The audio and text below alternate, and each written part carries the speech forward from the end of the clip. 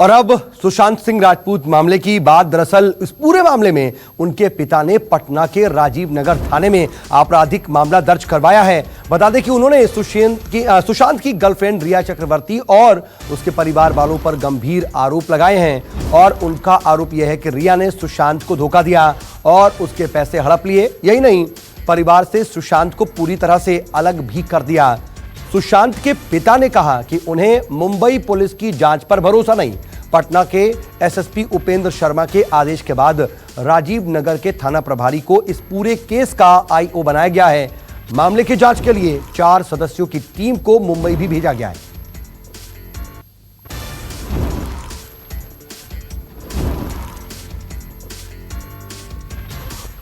इस पूरे मामले में एक नया मोड़ आ गया है क्योंकि रिया चक्रवर्ती लगातार उन्हें र्यूमर्ड गर्लफ्रेंड के तौर पर जाना जाता था सुशांत सिंह राजपूत की, लेकिन वो इस बात को कबूल नहीं कर रही थी। लेकिन अभी हाल ही में उन्होंने ट्विटर पर सीबीआई जांच की मांग करते हुए खुद को सुशांत सिंह राजपूत की गर्लफ्रेंड बताया था। उसके बाद हालांकि सोशल मीडिया पर भी उन्हें कई लोगों ने ट्रोल किया था, लेकिन रिया चक्रवर्ती फ्रंट पर आकर बाकायदा इस पूरे मामले पर जांच आगे बढ़ाने की मांग कर रही थी, सीबीआई जांच की मांग कर रही थी। लेकिन अब सुशांत सिंह राजपूत के पिता ने रिया पर ही आरोप लगाया है। क्या आरोप है वो आपको हम दिखा रहे हैं इस वक्त। आत्महत्या के लिए सुशांत को उकसाया, ये एक बड़ा आरोप उनके पिता की तरफ से लगाया गया। रिया ने सुशांत को धोखा दिया, ये कहा गया। इसके अलावा परिवार से रिया ने सुशांत को दूर कर दिया, अलग कर दिया। वहीं सुशांत को प्यार में फंसाकर उसके पैसे निकाल लिए। इसके साथ ही और आरोप यह है कि आत्महत्या के लिए भी रिया ने ही सुशांत को उकसाया और रिया ने दरअसल सुशांत को धोखा दिया। इसी की वजह से सुशांत ने यह कदम उठाया। ये सारे आरोप सुशांत सिंह राजपूत के पिता ने अपनी शिकायत में लगाए हैं। और सुशांत सिंह बॉलीवुड छोड़कर क्यों जाना चाहते थे? अपने दोस्त के साथ ऑर्गेनिक फार्मिंग वो करना चाहते थे, ये बातें आई है। कुर्ग वो जाना चाहते थे। ये सुशांत की गर्लफ्रेंड के खिलाफ एफआईआर में कुछ चीजें कही गई हैं, वो हम आपको बता रहे हैं। रिया चक्रवर्ती ने सुशांत को कुर्ग जाने से रोका और रिया ने सुशांत को धमकी दी, ये भी लिखा गया एफआईआर में। आगे क्या है? रिया ने सुशांत को बदनाम करने की धमकी दी। रिया सुशांत का कैश, गहने, लैपटॉप और क्रेडिट कार्ड ले गई। रिया ने ही दिशा को सुशांत की सेक्रेटरी बनाया। दिशा ने भी सुशांत के आत्महत्या के कुछ दिन पहले आत्महत्या कर ली थी। तो ये कुछ अहम बातें हैं जो सुशांत सिंह राजपूत के पिता ने उनकी गर्लफ्रेंड रिया चक्रवर्ती के खिलाफ एफआईआर दर्ज करवाते हुए लगाई हैं। और अमिताभ ओझा पटना से मेरे साथ मेरे सहयोगी जुड़ रहे हैं। अमिताभ, इस पूरे मामले ने एक नया मोड़ ले लिया है। रिया चक्रवर्ती पहले तो यह मानती नहीं कि वो सुशांत सिंह राजपूत की गर्लफ्रेंड है, बाद में ट्विटर पर अपने आप को गर्लफ्रेंड बताती हैं, लेकिन अभी तक वो सुशांत और उसके परिवार के साथ खड़े होते हुए अपने आप को दिखाती थी। अब इस एफआईआर के बाद सीधे सारी उंगली उन्हीं पर परिवार ने उठाई है।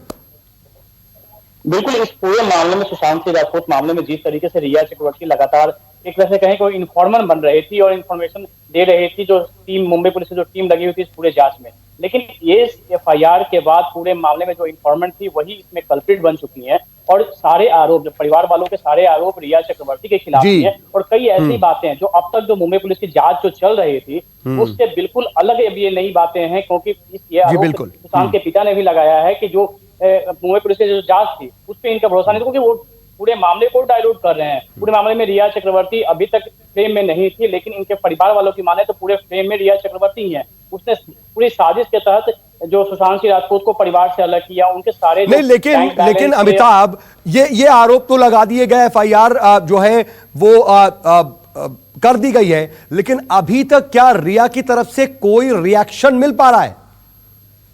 मैं आ रहा हूं आपके पास, लेकिन इस वक्त चिराग पासवान कुछ कह रहे हैं, वो सुनाते हैं अपने दर्शकों को।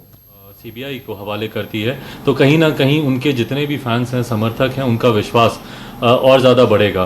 बट बहरहाल मैं उनकी भी मजबूरी समझता हूँ। मुख्यमंत्री हैं और गृह विभाग राज्य सरकार का विषय है और उनका विश्वास है अपने विभाग पर, महाराष्ट्र पुलिस पर। उन्होंने मुझे विश्वास दिलाने का प्रयास किया कि महाराष्ट्र पुलिस निष्पक्षता से, गंभीरता से अच्छा कार्य कर रही है। छोटे बड़े कोई भी दोषी अगर इस केस में पाए जाते हैं उनके ऊपर सख्त से सख्त कार्रवाई होगी, ये उन्होंने मुझे विश्वास दिलाया। पर मैं चाहता हूं कि ये मामला सीबीआई के पास जाए, सीबीआई इस पर एक थरो इन्वेस्टिगेशन करे, और इसके लिए मैंने आग्रह माननीय मुख्यमंत्री बिहार, उनको भी मैंने बहुत समय पहले मैंने किया था कि वो इस केस में हस्तक्षेप करें। एक चिराग पासवान के कहने से या बिहार की आम जनता या युवाओं के कहने से ये केस सीबीआई को नहीं जाएगा। ज़रूरी है कि बिहार सरकार भी इसमें हस्तक्षेप करे, दबाव दे। पर जिस तरीके से माननीय मुख्यमंत्री बिहार ने इसको लेकर एक चुप्पी साध रखी है, ये हम लोग की चिंताएं और ज़्यादा बढ़ाता है कि अगर इतने बड़े नाम को लेकर अगर माननीय मुख्यमंत्री बिहार अगर खामोश रहते हैं तो उन आम बिहारियों का क्या होगा जो इस वक्त भी शिक्षा के लिए या रोज़गार के लिए बिहार से बाहर रह रहे हैं। वो अगर किसी ऐसी परिस्थिति में पड़ते हैं, उनके साथ किसी तरीके का उत्पीड़न होता है या प्रताड़ना होती है, तो उनका संरक्षण कौन करेगा, ये ज़रूर संदेह उन लोगों के मन में आ रहा है। बट बहरहाल मैं उम्मीद करता हूँ, विश्वास करता हूँ कि महाराष्ट्र पुलिस इसकी जांच करे या बिहार पुलिस इसकी जांच करे या सीबीआई इसकी जांच करे। सच्चाई सामने आनी चाहिए। किन परिस्थितियों में सुशांत सिंह राजपूत जी की जान गई, क्या उनको मजबूर किया गया आत्महत्या करने के लिए या परिस्थितियां ऐसी उत्पन्न कर दी गई कि उसमें उनकी जान गई। सच्चाई जो भी है बस वो सामने आनी चाहिए। सर, आप खुद जो है बॉलीवुड में रह चुका, आउटसाइडर्स के लिए अलग ट्रीटमेंट होता है और जो ऑलरेडी वहाँ पर फैमिलीज काम कर रही हैं, जैसा कि एलिगेशन लगाया गया कि कुछ जो बॉलीवुड फैमिलीज हैं वो आउटसाइडर्स को अलग तरीके से ट्रीट करते हैं, तो क्या स्ट्रगल आउटसाइडर्स के लिए बहुत ज़्यादा होता है? मेरा व्यक्तिगत कोई ऐसा अनुभव नहीं रहा। नेपोटिज्म पे तो खैर मैं खुद क्या ही बोलूँ, मैं खुद ही आउटकम हूँ नेपोटिज्म का, उस पर तो मैं कोई टिप्पणी नहीं कर सकता। बट हाँ, जितना मेरा अनुभव रहा या जितना मुझे अपने साथी सहयोगी या परिचितों के द्वारा जितना मुझे समझ में आया, मोर देन नेपोटिज्म मुझे लगता है कि एक ग्रुपिज्म की वहाँ पर लोग ज़रूर बात करते हैं। तथाकथित बॉलीवुड बिगीज़ हैं जो एक ग्रुप बना लेते हैं वहाँ पर, और उन लोगों को जो बाहरी लोग होते हैं उनको आगे बढ़ने से या उनको एक अपना अलग मुकाम बनाने से रोकने का प्रयास करते हैं। इस तरीके की बातें ज़रूर मेरे सामने आई हैं। बट कारण जो भी रहा हो, नेपोटिज्म हो, ग्रुपिज्म हो या कोई ऐसा नेक्सस हो जो बाहर के लोगों को अंदर घुसने से या वहाँ पर आके काम करने से रोक रहा है, या कोई व्यक्तिगत कारण ही क्यों ना हो इस पर्टिकुलर केस में, जैसे अभी कुछ देर पहले जिस तरीके से सुशांत सिंह राजपूत जी के पिताजी ने FIR लॉन्च की है रिया चक्रवर्ती जी के ही खिलाफ, जिसमें ये भी कहा गया है कि शायद पर्सनल कारण थे जिसकी वजह से वो काफ़ी मानसिक तौर पर तनाव में से गुजर रहे थे।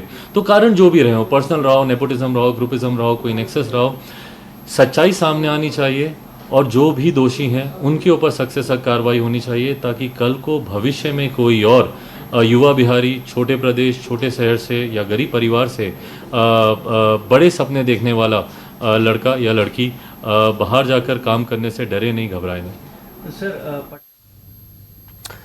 तो आप चिराग पासवान को सुन रहे थे और चिराग पासवान इस पूरे केस में मुखर होकर के सही जांच की मांग कर रहे हैं, लेकिन इशारों में बिहार के मुख्यमंत्री नीतीश कुमार पर भी वो हमला बोलते दिखाई दिए। हालांकि दीपक दुबे इस वक्त मेरे साथ, मेरे सहयोगी जुड़ गए। दीपक, मुंबई से क्या अपडेट है? क्या मुंबई से अभी रिया चक्रवर्ती को किसी तरह का कोई नोटिस मिला है ऑफिशियली, या उनकी तरफ से किसी तरह का कोई रिएक्शन? आप उनसे कांटेक्ट करने की कोशिश की तो क्या रिएक्शन आया?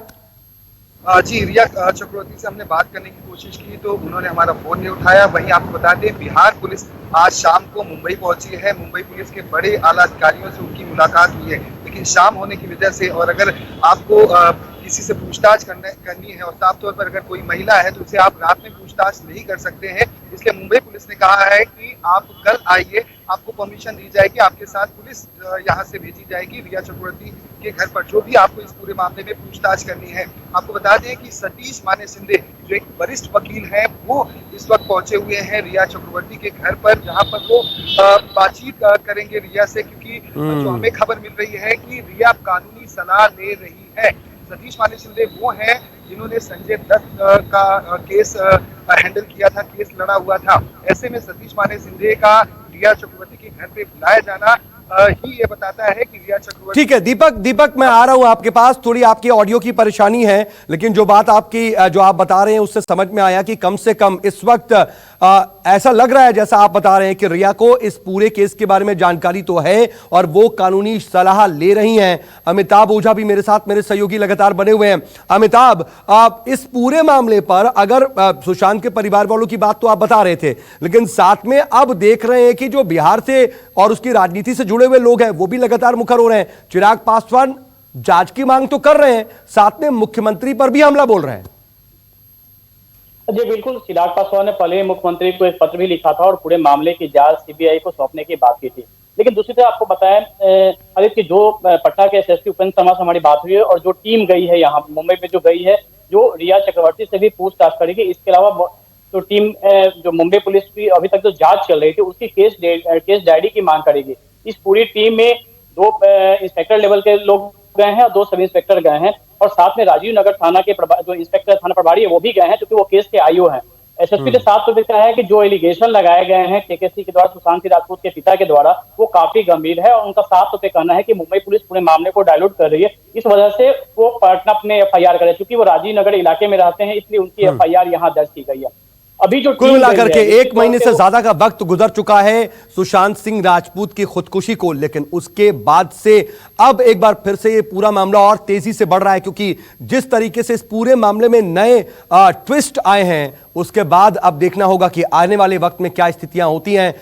दीपक, आपका और अमिताभ, आप दोनों का बहुत बहुत शुक्रिया तमाम जानकारी के लिए। आप दोनों नजर बनाए रखिएगा, आगे भी आपसे अपडेट के लिए जुड़ेंगे।